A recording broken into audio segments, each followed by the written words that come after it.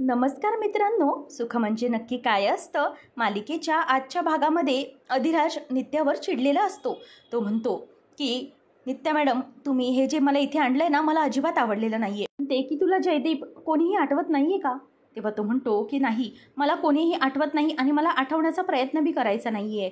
तुम्ही लक्षात घ्या, काय आहे ना, तुम्ही जेव्हापासून माझ्या आयुष्यात आलात ना, तेव्हापासून आयुष्याचा नुसता गुसाडा झालाय. कळना झालंय काय करायचं ते. तुम्ही मला इथे आणलंय ना, त्याच्यामुळे मला तुमचा आणखी राग आलाय. तुमचं तोंड बी बघण्याची इच्छा नाही माझी. लग्न तर दूर राहिलं. तेव्हा नित्याला हे ऐकून खूपच वाईट वाटतं. तिच्या डोळ्यात पाणी येतं. ते म्हणते की ठीक आहे, तुला माझं तोंड पण बघायचं नाही आहे ना, ठीक आहे.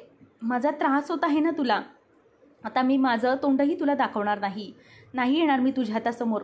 तुला त्रास होतोय ना माझ्या या चेहऱ्याचा, मग मी निघून जाते. असं म्हणून तो काहीही बोलत नाही. मग ती तिथून निघून जाते आणि उठून ती बाजूला येते. सगळ्या गोष्टी बाजूला ठेवून ती तिथून चालत बाजूला येते.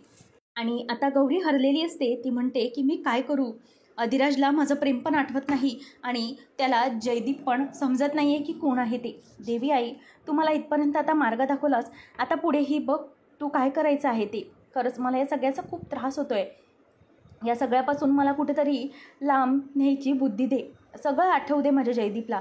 त्याला सगळं जाणवू दे की तो कोण आहे ते. आत्तापर्यंतचा मार्ग दाखवलाच, आता माझ्या जयदीपला मला परत दे.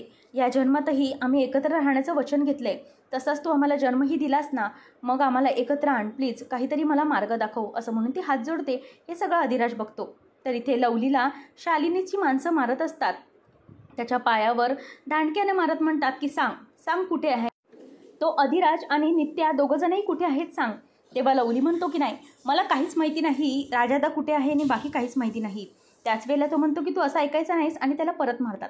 तेवढ्यात शालिनी येते आणि म्हणते की अरे हे काय चाललंय, काय करताय काय तुम्ही? अरे त्याचा जीव जायचा ना, तुम्हाला मी काय त्याला मारायला सांगितलं होतं का? फक्त त्याला विचारायला सांगितलं होतं ना. करा, त्याला सरळ करा, सरळ माझ्यासमोर बसवा. असं म्हटल्यावर आता त्याची माणसं शालिनीला ऐकतात आणि सरळ करतात. त्याच वेळेला आता लवलीला ती म्हणते की बापरे, कसा दिसतोयस तू, किती हाल केले तुझे, थांब पाणी दिलंय का तुला? आणि ती आता त्याला पाणी पाजते आणि म्हणते की लवली, मला खरं खरं सांग की सगळं नीट आहे ना? तुला या लोकांनी मारलंय त्यासाठी खरंच सॉरी, पण मला तुला मारायचं नव्हतं. अरे एक गोष्ट मला खरं खरं सांग की तो अधिराज आणि ती नित्या कुठे? मला समजतंय की त्या नित्यानेच त्या अधिराजला पळवून घेऊन गेली असणार. तेव्हा मग आता तो म्हणतो की नाही, मला खरंच काही माहिती नाही. तेव्हा शालिनी म्हणते की हे बघ, नीट सांग, कारण काय ना, त्या नित्याचं एकटीचं हे काम नाही आहे. तिला अधिराजला असं एकटीला घेऊन पळून जाता आलं नसतं. तिच्याबरोबर कोणीतरी या साथीला आहेच. आणि या नित्याची मदत कोण केली, मला खरं खरं सांग. कोणी तिच्या मदतीसाठी हे सगळं केलं आहे, कारण ती एकटीच त्याला घेऊन जाऊ शकत नाही. मला खरं सांग. असं म्हणून आता ती त्याला म्हणते की बघ, मला माहिती आहे या जगात तुझं कोणीही नाही आहे ना, तुझ्या आगेपिच्छे कोणी आहे, तू एकटाच आहेस. उगीच कशाला या सगळ्यामध्ये स्वतःला गुंतवून घेतोस? त्यापेक्षा जर काही माहीत असेल तर ते सांगून मोकळा हो ना. असं शालिनी त्याच्यावर दबाव टाकत असते. त्याच वेळेला आता तो म्हणतो की बरोबर आहे मॅडम, तुमचं म्हणणं अगदी 100% मला पटतंय बघा. तेव्हा त्याला माई आठवते. माई त्याला म्हणालेली असते की काही झालं तरीही पोरा, आम्ही तुला पोरकं होऊ देणार नाही.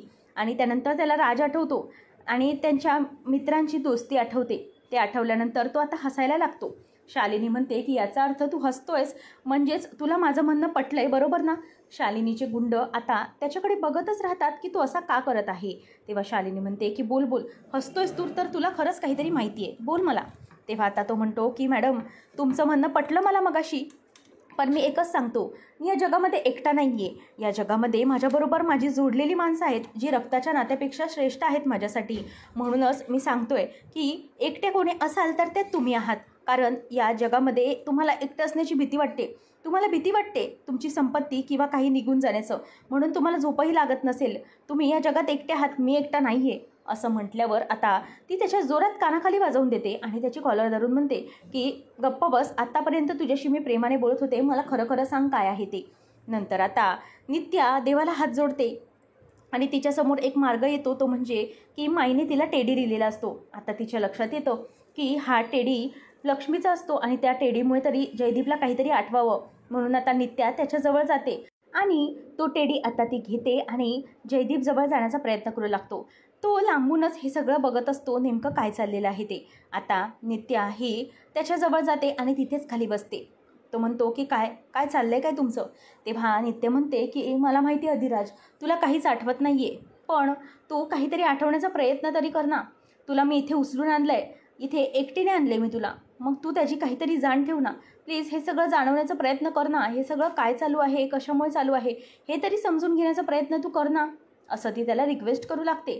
तेव्हा ती म्हणते की नाही आठवत आहे का तुला काही, तुला खरंच काही नाही बोलायचे का, तू तुझ्या मनाने कबूल करत नाही आहे, पण तुलाही कळत आहे की हे नक्की काहीतरी आहे. या सगळ्यामध्ये फक्त आपणच नाही आहोत, या सगळ्यामध्ये बरेच जण आहेत जे गुंतलेले आहेत आणि आपल्यामुळे ते पुढे जाणार आहेत. आता ती म्हणते की हे बघ, हे पाहून तुला काही जाणवते का ते बघ. तेव्हा अधिराज आता तो टेडीबेअर पाहतो आणि तो टेडीबेअर पाहिल्यानंतर त्याला काहीतरी जाणवल्यासारखं वाटतं. त्याच्या कानामध्ये बाबा बाबा असे आवाज येऊ लागतात. तो टेडीबेअर पाहताना अधिराज विचार करू लागतो की हे सगळं काय आहे, हे माझ्या आयुष्यात पुन्हा कधी झालं आहे का, की अगोदर झालं आहे का, असे मनात विचार सुरू असतात. तेव्हा नित्या विचारते की काही जाणवलं का तुला. तेव्हा तो म्हणतो की नाही काहीच जाणवलं नाही मला, आणि त्या हाताने तो टेडीबेअरला फटका मारतो आणि खाली पाडून टाकतो. हे पाहून नित्याला खूपच वाईट वाटतं. अधिराज म्हणतो की जा, हा भाऊला घेऊन इथून बाजूला निघून जा, माझं याच्याशी काही नातं नाही. आता नित्या तो भाऊला उचलते आणि तिकडून घेऊन जाते आणि जवळ घेऊन अगदी ती चालत चाललेली असते. तेव्हा आता अधिराज विचार करू लागतो की हे समजा काय चाललं आहे माझ्या बाबतीत. नित्या आता लक्ष्मीचा टेडी घेते आणि तो बाजूला ठेवते आणि विचार करते की यामुळेही काही झालं नाही, याच्यामुळे हे अधिराजला काहीच आठवलं नाही, आता मी काय करू. तर इथे अधिराज विचार करत असतो की ते भाऊला पाहिल्यानंतर माझ्या जीवाची अशी घालमेल का झाली, मला असं का वाटलं की या भाऊल्याशी माझी काहीतरी जुनी आहे, ओळख आहे, काहीतरी आहे असं वाटतंय मला. त्याच वेळेला आता इथे अधिराजला मनातल्या मनात खूपच वाईट वाटत असतं. तो म्हणतो की या भावल्याला मी बाजूला टाकलं, पण असं जाणवलं की हे काहीतरी मला साथ घालते, आतून हल्ल्यावाली का झालं मला, असा विचार त्याच्या डोक्यात असतो. नंतर लक्ष्मी ही देवाला हात जोडून असते. ती देवीला म्हणत असते की लवकरच माझ्या बाबांना सगळं आठवू दे. समोरून आता शालिनी येते. त्याच वेळेला ती दरवाजा उघडते आणि शालिनी तिच्या मानेला धरून तिथे तिला धरते आणि म्हणते की सांग, खरं खरं सांग की नित्या आणि अधिराज कुठे आहेत. तेव्हा आता तिच्या डोळ्यात पाणी येतं. ती म्हणते की नाही मला खरंच माहिती नाही आहे. तेव्हा ती म्हणते की काय काय झालं, बोल ना, मुकी आहेस का, वाचा गेली का तुझी, नाही म्हणजे वाचा आता परत आली आहे ना, तर त्याचा काहीतरी फायदा होऊ दे मला, सांग लवकर की काय झालं आहे. तू कुठे ठेवलंस त्या नित्या आणि अधिराजला, तू तिथं त्याच्याबरोबर होतीस म्हणजे तुला माहीत असावं की ती कुठे आहे ते, बोल लवकर नाही तर, असं म्हणून ती स्क्रूड्रायव्हर घेऊन तिला मारायला जाते. तेव्हा राजमा घाबरतच म्हणते की नाही खरंच मला माहिती नाही आहे. तेव्हा ती म्हणते की तुझी त्या नित्याशी घट्ट मैत्री आहे, मला माहिती आहे, लवकर सांग नाही तर ही तुझी जीभ आहे ना ती हासडून टाकेल. तेव्हा राजमा म्हणते की नाही खरंच मला माहिती नाही, जर मला माहीत असतं तर मी तुम्हाला सांगितलं असतं ना, आणि मीही निघून गेली असते इथून कुठेतरी, मी इथे कशाला थांबले असते जर प्लॅनिंगचा भाग असते तर. तेव्हा शालिनी म्हणते की एक गोष्ट लक्षात ठेव, जर मला कळलं की तू यात सामील होतीस तर मग तुझी जीभ राहणार नाही. नंतर इथे पाहुणी ही बेशुद्धच असते. तात्या म्हणतात की हे समजा काय घडलं, खरंच काही कळलं नाही, हे सगळं असं कसं झालं. ही पाहुणी अशी इथे बेशुद्ध त्रासात मला खरंच बघवत नाही आहे, आणि गुरुजींनी पण सांगितलं होतं की संकटं येऊ शकतात, पण नेमकी कशा प्रकारची तीच काही कळना झाली होती, आणि लग्नातच इतकं सगळं कार्य विघ्नकार्यात सगळी अडचण यावी असं कसं झालं, असं तात्या म्हणत असतात. आणि म्हणतात की अधिराज हा कुठं गेला नेमकं तो पण माहीत नाही. विमल रडायला लागते आणि तिला गुरुजींचं भाकीत आठवतं. ते म्हणतात की तुला आम्ही मुहूर्त तर काढून देतो, पण त्याच्यानंतर काय होईल मला माहिती नाही, लग्न लावल्यानंतर पुढच्या काय गोष्टी आहेत ते मला सांगता येणार नाहीत. तेव्हा विमल म्हणते की हे सगळं असं कसं होऊन बसलं, त्या पोरीला आपण वचन दिलं होतं आणि तिला आता या सगळ्याचा किती त्रास होतोय. तर इथे नित्याने शेकोटी पेटवलेली असते आणि त्यानंतर ती बाजूला जाते. अधिराज तिथेच बसलेला असतो आणि तो या सगळ्यामुळे खूपच वैतागलेला असतो. नित्या बाजूला जाऊन बसून राहते. त्याच वेळेला आता नित्याकडे अधिराज बघत असतो. तो म्हणतो की काय अशा काय बघताय माझ्याकडे. तेव्हा ती म्हणते की चल ना जेवून घे. तेव्हा मग तो म्हणतो की नाही मला भूक नाही आहे, तुम्ही खाऊन घ्या. तेव्हा नित्या त्याला म्हणत असते की हे बघ, मला हे कळतं आहे की तू खाल्लं नाहीस तर मी पण खाणार नाही, आणि जर तुला असं वाटत असेल की मी खावं तर मग तुला पण जेवावंच लागेल. तेव्हा अधिराज म्हणतो की हा कसला अट्टा आहे, मला जेवायचं नाही. बरं नसेल जेवायचं ना तुम्हाला मग उपाशी राहा, मी पण काही खाणार नाही. तेव्हा नित्या म्हणते की ठीक आहे, तू नाही खाणारेस ना तर मी पण खाणार नाही आहे. असं म्हणून आता पुन्हा दोघांची बाचाबाच होते. तिथेच नित्या गप्प बसलेली असते. तेव्हा लगेच पुढं अधिराज म्हणतो की बरं मला सांगा की तुम्हाला इथे मला आणण्यात कोणी मदत केली. मला माहिती आहे की हाय ते तुमच्या एकीचं काम नाही आहे. तेव्हा ती म्हणते की अरे असं काय बोलतोस, मी एकटीने आणलं आहे तुला इथे, आणि हो मीच आणलं आहे तुला, तुला काही कळत नाही का, मला दुसरं कोण मदत करणार आहे? तेव्हा तो म्हणतो की लवलीने मदत केली असेल ना तुम्हाला, मला कळतं आहे. तेव्हा ती म्हणते की नाही, मला कोणी मदत केलेली नाही, मी एकटीनेच आणलं आहे तुला इथे.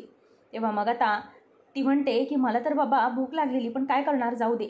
तेव्हा तो म्हणतो की आणा इकडं, ओ नित्या मॅडम मला पण भूक लागली आहे. तेव्हा नित्या त्याला भरवायला लागते. तो म्हणतो की नाही, तुमच्या हातनं नाही खायचं मला, माझा हात सोडा. तेव्हा लगेच ती म्हणते की काय समजलायस का, खुळी समजलायस का? अरे तुझे हात सोडले तर 0 मिनिटात पळून नाही जाणार तू. खावं लागेल तर असंच खावं लागेल, नाहीतर बघ मम्मी पण उपाशी. मग आता नाईलाजाने त्याला तिच्या हातून खावं लागतं आणि गौरी त्याला आता स्वतः भरवू लागते. आणि ते भरवत असताना नित्याला आता सगळे जुळे क्षण आठवू लागतात.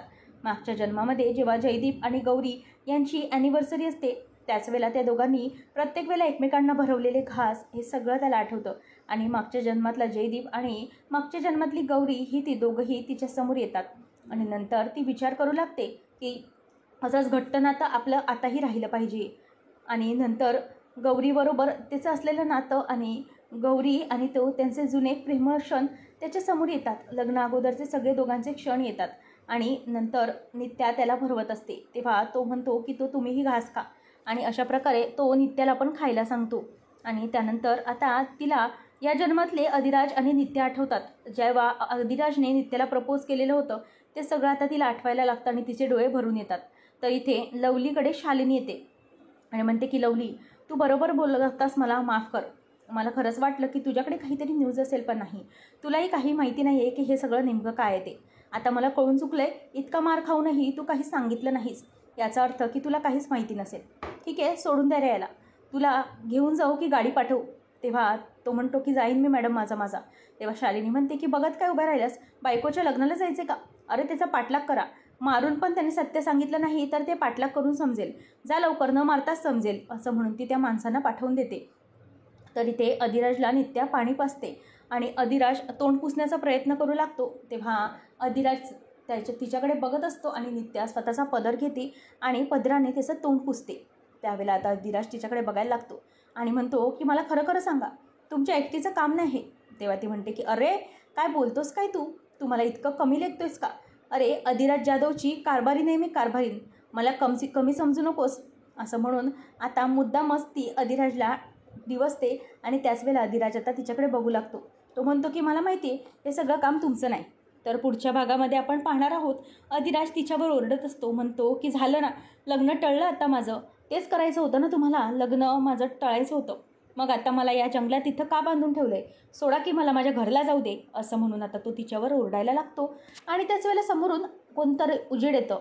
तेव्हा ती म्हणते की पोलीस, यावेळेला पोलीस इथे कसे आले? शालिनी येऊन म्हणते की अधिराजला या नित्यानेच किडनॅप केलेलं आहे, म्हणून शक्य तितकी कलम हिच्यावर ठोका, या अधिराजचं लग्नातून हिने किडनॅपिंग केलेलं आहे. आणि हे ऐकल्यावरती अधिराजला फार मोठा धक्का बसतो. आता अधिराज हा या सगळ्यामधून नित्याला वाचवेल की नित्याला जेलमध्ये रवानगी करेल, हे सगळं पाहणं रंजक ठरेल. अशाच मालिकांच्या अपडेटसाठी आताच आपल्या चॅनलला सबस्क्राईब नक्की करा.